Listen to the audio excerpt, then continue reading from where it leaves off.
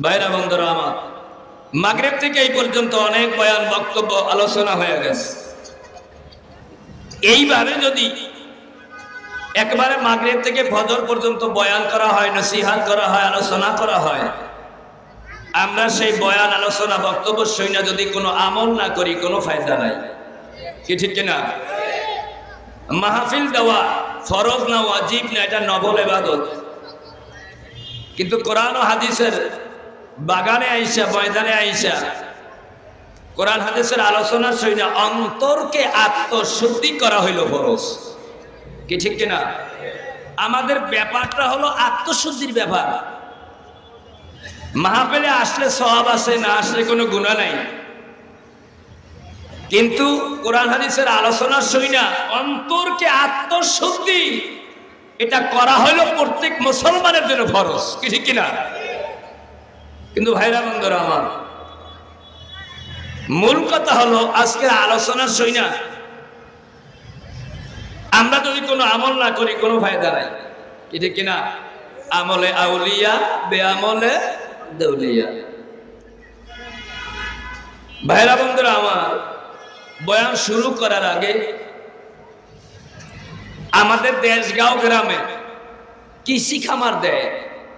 কি আপনারা কৃষি চেনেন? কৃষি, এই যে আমরা বাজারে কেরাই করে খাই তরি তরকারি, এটা কিন্তু একটা কৃষি খামার দেয়। কি ঠিক কিনা? এই কৃষি খামার দিতে হলে আগে বেড়াচাটকি দিতে হয়। বেড়াচাটকি না দিলে ভয় আছে বেড়া বকরি ছাগল খাইয়ে ভালো হয়। কিন্তু আজকের এই মজলিসটা এমন একটা মজলিস, এটা হলো একটা ব্যতিক্রম মজলিস। কি ঠিক কিনা? এই মজলিসে সবাই আসতে পারে না, সবাই বসতেও পারে না। কিন্তু এখানে যারা আমরা বসি, আমরা সবাই কিন্তু জান্নাতি মানুষ। জোরে আওয়াজ দেন না সুবহানাল্লাহ। এখন প্রশ্ন আসতে পারে, হুজুর এখানে তো সবাই জান্নাতি মানুষ হলো কেমনে?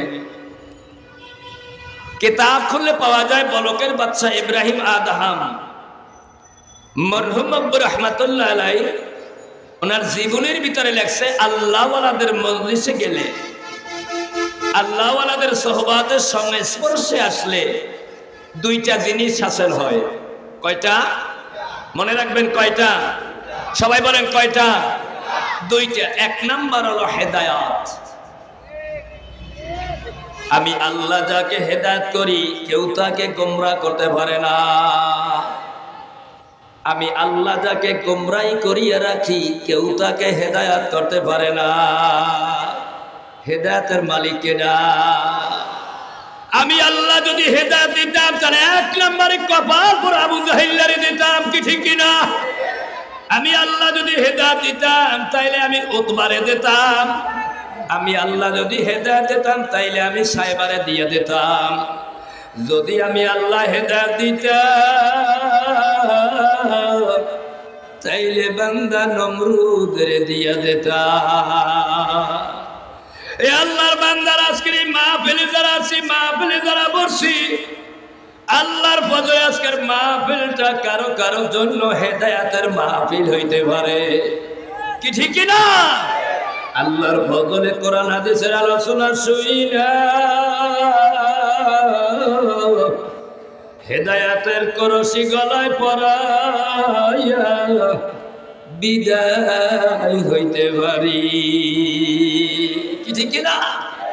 দুই নাম্বার কথা হলো কোরআন হাদিসের আলোচনা শুনলে বলকের বাদশা ইব্রাহিম আদহাম রাহমাতুল্লাহ আলাইহি ফরমান, দ্বীনি মজলিসে আসলে কোরআন হাদিসের আলোচনা শুনলে ঈমানের পাওয়ার বাড়িয়া যায়। জোরে আওয়াজ দেন না সুবহানাল্লাহ। আমি আপনাকে প্রশ্ন করি, নামাজ পড়লে ঈমানের পাওয়ার বাড়ে না কমে? একটু জোরে বলেন না, বাড়ে না কমে? আল্লাহর কোরআন তিলাওয়াত করলে ঈমানের পাওয়ার বাড়ে না কমে? জিকির তাসবিহ তাহলিল আদায় করলে ঈমানের পাওয়ার বাড়ে না কমে? যার ঈমানের পাওয়ার বাড়িয়া যায় আল্লাহর বগলে পার্লামেন্টে পাওয়ার বাড়িয়া যায়। এই জন্য ধৈর্য ধারণ করে ময়দানে বলল,